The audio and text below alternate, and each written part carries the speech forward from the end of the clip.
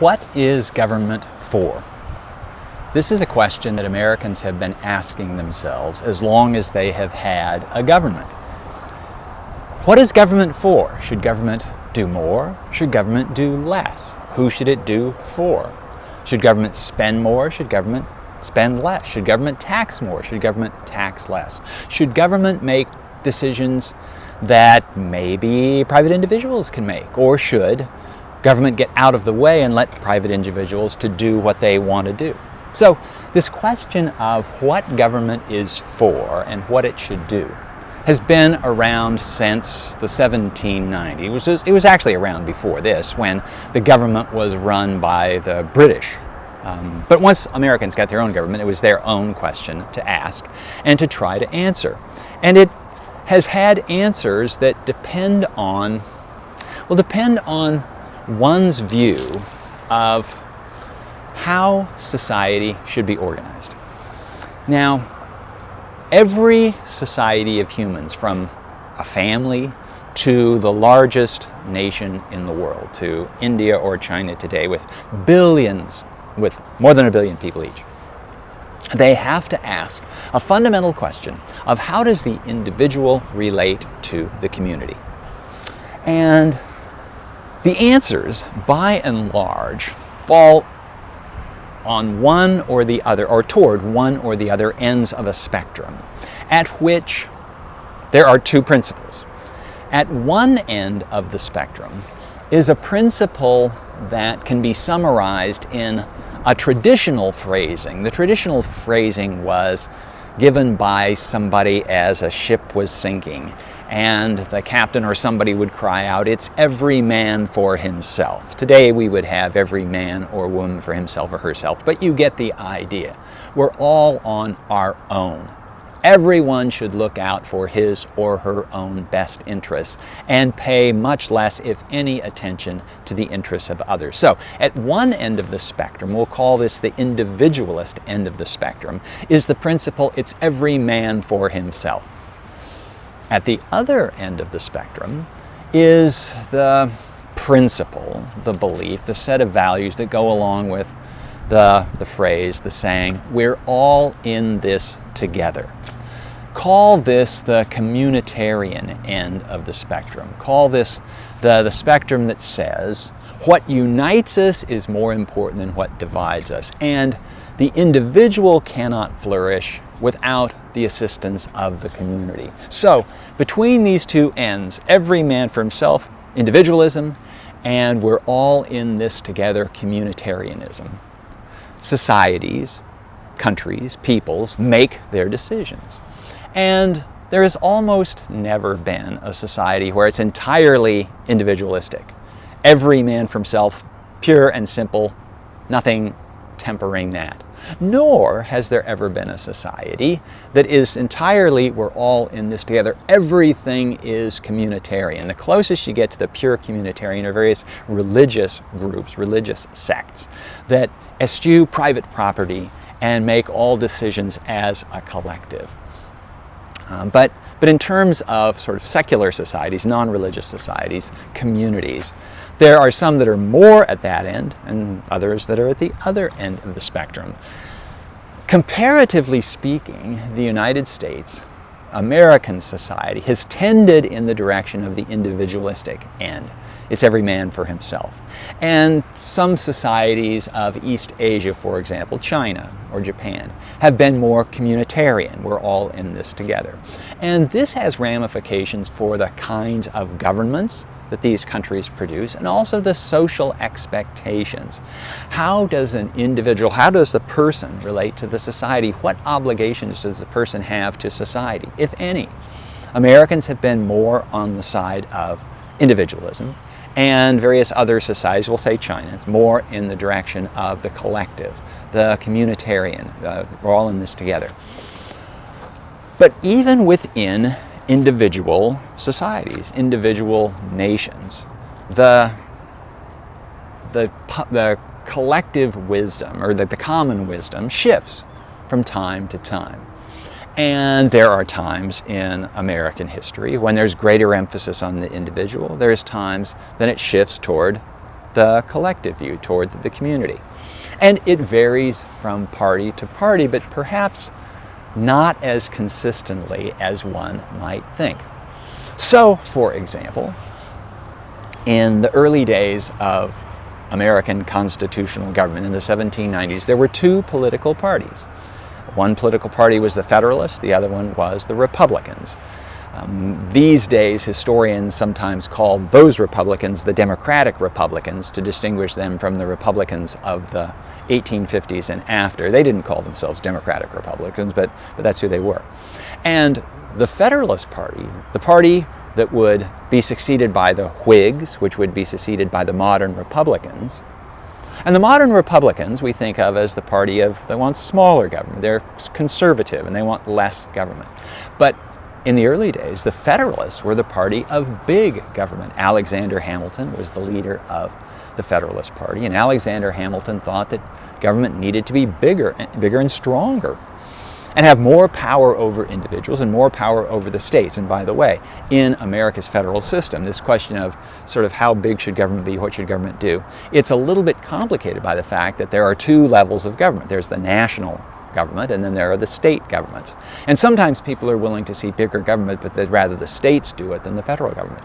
But the Federalists under Alexander Hamilton wanted government to do more than it had been doing in the past, and in particular, it wanted the federal government, they were called the Federalists after all, the federal government to do more. So Alexander Hamilton and his party, the Federalists, were the party of big government. They wanted government aid to business.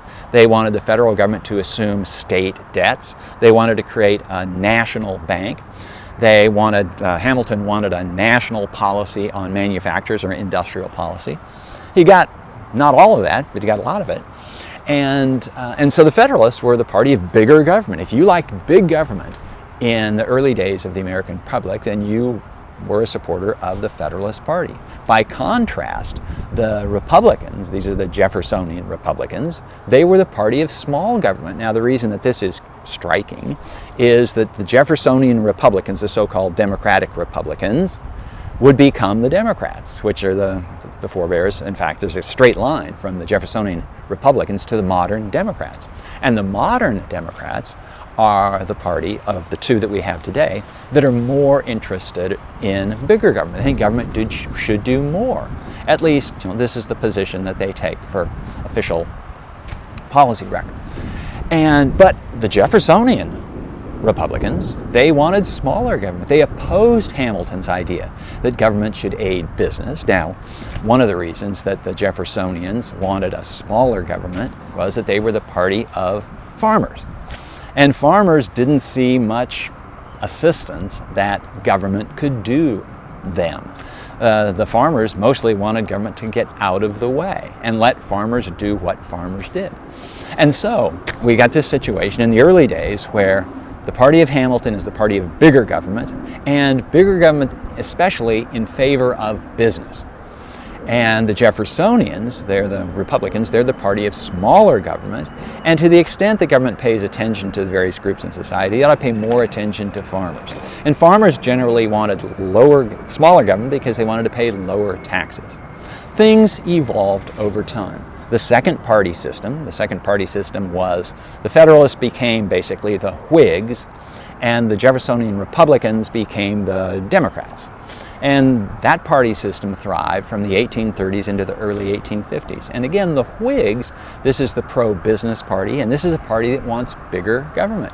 It wants government to protect industries by imposing tariffs. It wanted government to facilitate what were called internal improvements. We would call them infrastructure projects. So government ought to be in the business of building roads. It ought to build canals.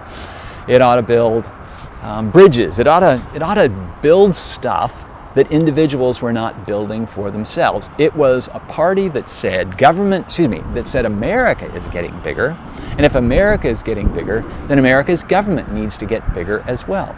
The Democrats remained the party of smaller government.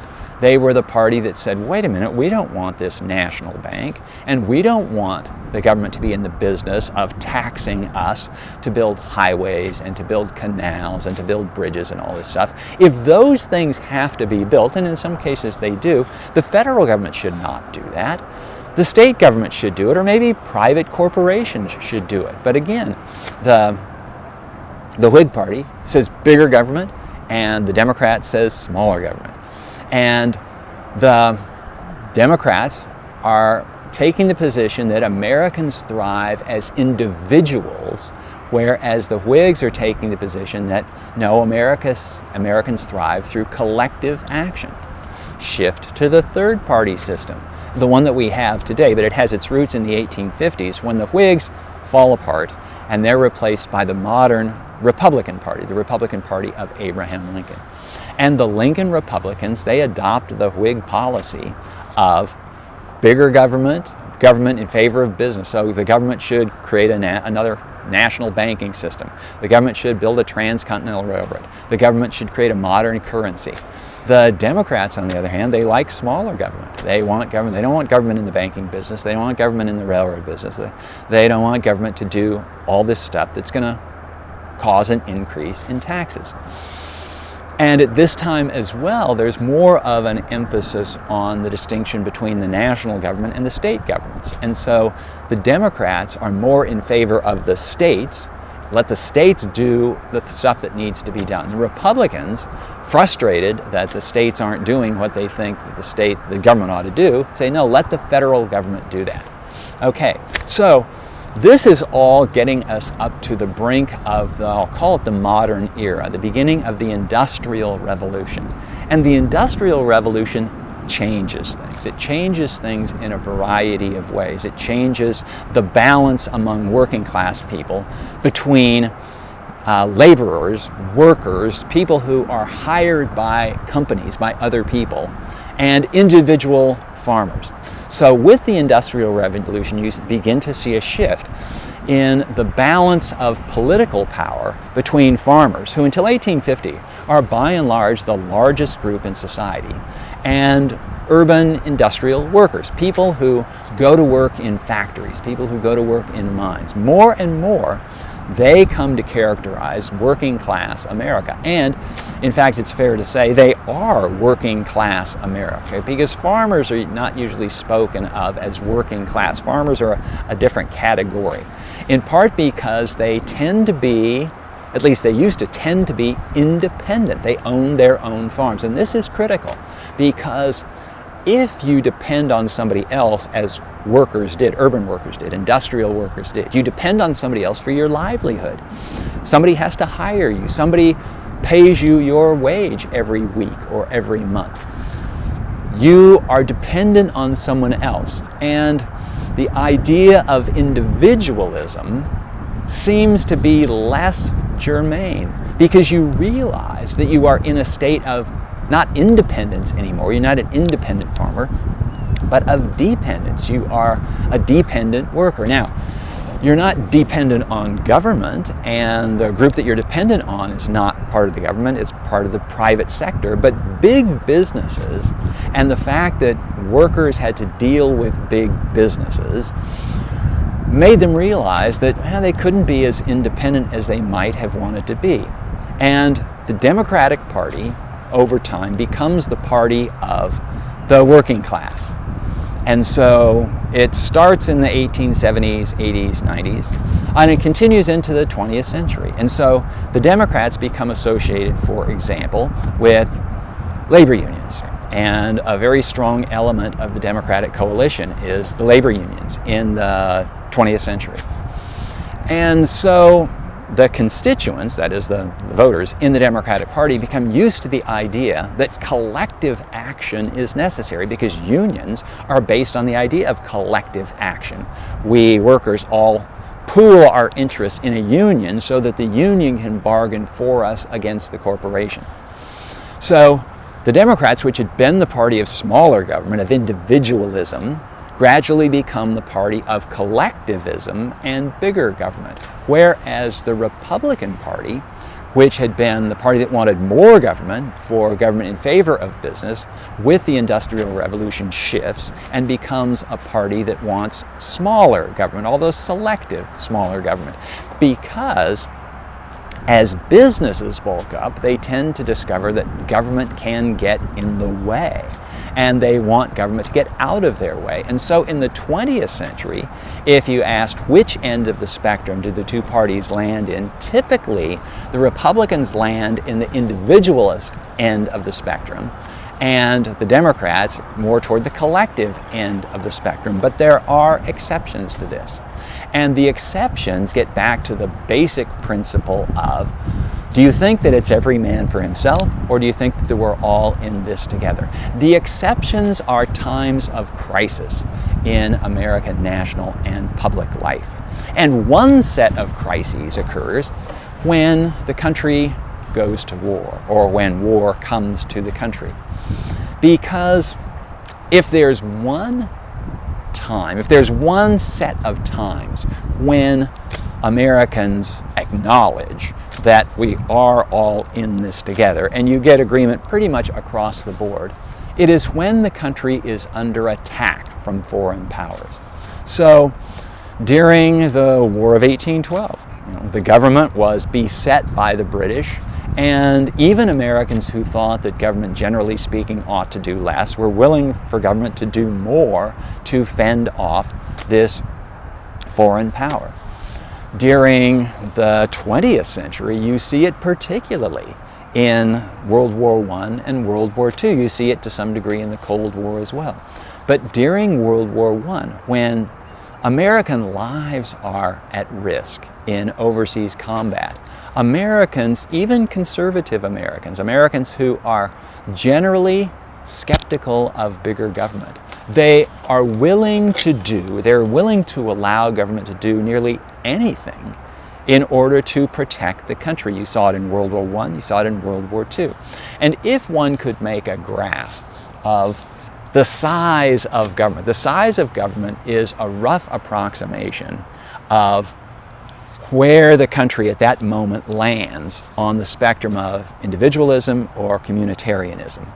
Because if government gets bigger, it means that voters are willing to accept larger government and more intrusion into individual life. And if you graph the size of government, you'll see that starting in the 1790s, government, even under the encouragement of the Federalists, was still really small compared to what government would become. But if you had a graph line, government in the 1790s is pretty small, and then comes the War of 1812 and government spikes up. The size of government spikes up because the soldiers who fight have to be paid, and the provisioners of the soldiers have to be paid, and ships have to be built, and all this other stuff. So things spike up. And then typically, and it spikes up because Americans collectively think that their national interest, their security, their safety is under threat. And when people are under threat, they're willing to band together. They're willing to say, we're all in this together. So the size of government spikes up during the War of 1812. Then the war ends and it goes back down again. And in the period between the War of 1812 and the Mexican-American War of the 1840s, it's fairly low. It's increasing a little bit depending on who's in power. But then with the war against Mexico, the Mexican-American War of the 1840s, it spikes up again because you have to build up the army, you have to support the Navy, you have to do all that stuff. So governments get bigger during wartime. And then it goes down again after the war with Mexico. And then comes the Civil War and poof, it gets bigger than ever. Because if there was a time when the fate of the Union was at stake, it was during the Civil War. Now, in the case of the Civil War, you have two spikes. You have one spike for the government of the Union, the United States government, and another spike for the government of the Confederacy, the Confederate States, the Confederacy's government. But if you take them together, government's way bigger during the early 1860s than it had been before. And then, after the war is over, it goes down. In the case of the Confederate government, it goes away entirely. The Confederate government dissolves. But then the Union government comes down. And then it goes up again briefly during the Spanish-American War of the late 1890s, comes down again. Then World War I. World War I is by far America's biggest war in history until then, and boom, it goes way up, not only in government expenditures, this is one way of measuring the size of government, but in government sort of intrusiveness into the affairs of what otherwise is the private market. So during World War I, the big aspects of American government were effectively nationalized. The government, Washington, was giving orders to the railroad industry, to the steel industry, to the automobile industry. This is what you're going to do. And it didn't always show up directly in the government expenditures, but if somehow you could imagine a graph of government expenditures plus government orders to individuals, to private corporations, then it jumps up again during World War I, but then it comes down again during the period after World War I, because Americans recognized that these crises of war were temporary crises. And by and large, as I said, in world comparison standards, by and large, Americans look to the individuals. They look to the every man for himself principle of individualism. And if you look at the United States during the 1920s, there was this idea, it was in fact articulated by Calvin Coolidge, the president, who said that the business of America is business. The business of America is not government, and government, by and large, in the thinking of Warren Harding, Calvin Coolidge, Herbert Hoover, government ought to get out of the way of business and let business do what it was going to do.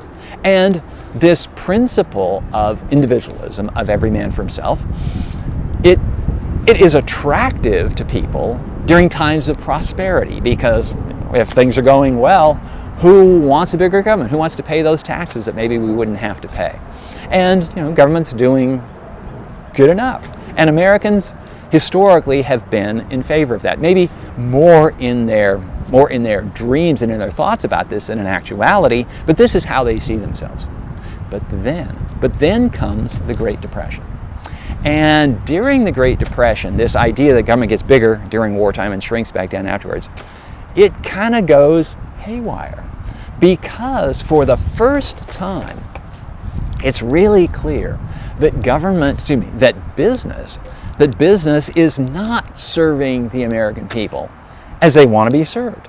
Millions, tens of millions of people are out of jobs. They want to go to work, but their employers say, we don't have any demand for our goods and services, we can't pay you, go home, and you're out of work. And in the 1930s, if you were out of work, you were probably out of a home too. There was no social safety net to speak of, and so if you lost your income, you typically lost your home. You lost pretty much everything, and the homeless problem just ballooned during the 1930s.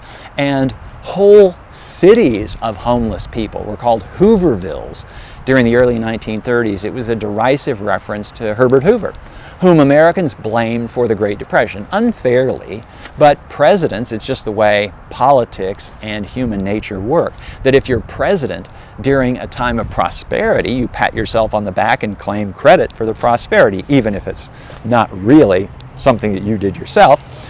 And when times are bad, you get blamed for the bad times, even if you weren't the cause of the bad times. So, millions of Americans were homeless. There were these tent cities, and Americans were floundering under the principle of it's every man for himself. And it seemed to mock the efforts of individuals, because people who were in hard times during the Great Depression, in many cases, had done nothing wrong. They had done everything right. They had worked hard. They had saved for a rainy day. They had showed up on time. They had done everything that the American dream, the American creed said you're supposed to do, and they were mired in poverty and they saw no hope. And so they began to think, that old American principle of individualism, it's not working right now. We need to take heed of the view that we're all in this together, because we are all in this together.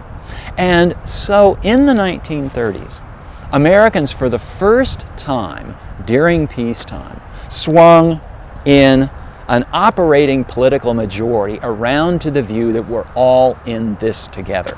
And it marked the beginning of an era of liberalism in American politics. And by liberalism, I mean something specific right now. And that is a belief that government should come to the assistance of individuals or private individuals when the private sector is failing them. That government should shift to that communitarian end of the spectrum. We're all in this together. Until that time, the people who held that view were a minority, and so Calvin Coolidge and the Republicans of the 1920s could thrive on the principle of smaller government is better and the business of America is business. But in the 1930s, America said, wait a minute, this business of America is business. If so, that business is bankrupt because, well, tens of thousands of businesses were bankrupt. Banks were failing left and right by the tens of thousands, and the American people were being ill-served by that old principle of every man for himself. And so, when Franklin Roosevelt was elected, he was elected on the principle that we want government to do more for us, help us out. And thus was born the New Deal. And the New Deal was an experiment, a novelty in American political life. The idea, and then the institutions, the policies that would follow from this, that government needs to help people out in times of trouble. In the 1880s, Grover Cleveland had faced a smaller version of the Great Depression. And it was just a recession by comparison in those days. And he was a Democrat, but he was a conservative then, right? And he said that he believed that the people should support the government, but the government should not support the people. And he did this in vetoing a measure that was going to increase government support for particular farmers in Texas, as a matter of fact. And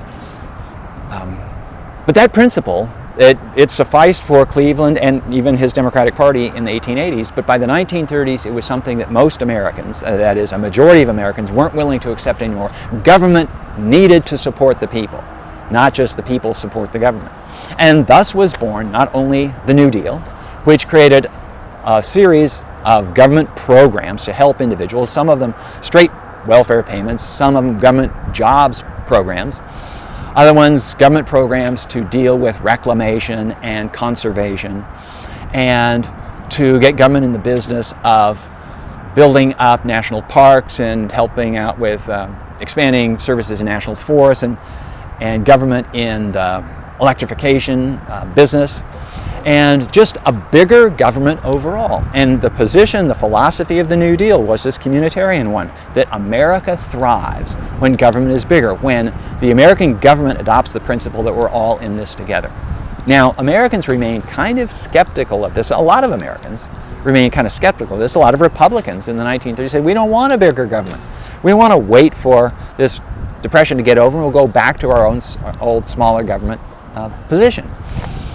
Well, the Depression went on and on. It lasted for a full decade, and it segued into World War II. And World War II, like wars before us, it rested on the principle that we're all in this together. When the Japanese attacked the United States at Pearl Harbor in 1941, they attacked the United States. They didn't just attack, this was the way it was interpreted. And the United States, its very existence is at risk. We are faced with militant fascism around the world. We have to band together. So you take the double shot of the Great Depression, which was this crisis that caused Americans to think we need to look to government, and World War II, which caused Americans to look to government the way Americans had always looked to government during wartime. And by the end of World War II, by the late 1940s, Americans were pretty well locked in to this idea that bigger government is better. Not all Americans by any means, but a working majority of Americans. There remained maybe 35-40% of Americans said, no, big government is bad. Bigger government gets too intrusive, bigger government makes me pay higher taxes than I want to pay. But still, that was a minority. It had been a majority before, but now it's a minority. And you could call it this liberal age in American politics, continued from the 1930s into the 40s, continued into the 50s. Dwight Eisenhower was president. He was a Republican, but he was a liberal Republican by modern standards, and the size of government didn't shrink during the 1950s. Government continued to get bigger, partly because of the perceived demands of the Cold War. So after previous wars, American government had shrunk, but World War II ended, but the Cold War followed right on, and so the military didn't shrink much at all. And into the 1960s, into the presidency of Lyndon Johnson. Lyndon Johnson's Great Society was kind of version 2 of the New Deal. And Lyndon Johnson saw government as getting bigger and doing more for people than ever. And so the Great Society marked kind of the high point, high tide of the modern liberal vision. By the 1970s, more Americans were starting to think, wait a minute, government's gone overboard. Maybe bigger government was better for a while, but now it's gone too far. Ronald Reagan was elected in 1980 on the platform of saying government's gotten too big. Government needs to be smaller. And in his inaugural address, Reagan said government is not the solution to our problems, but government is the problem itself. And from Ronald Reagan until the present, there has been this very effective skepticism in the Republican Party against bigger government.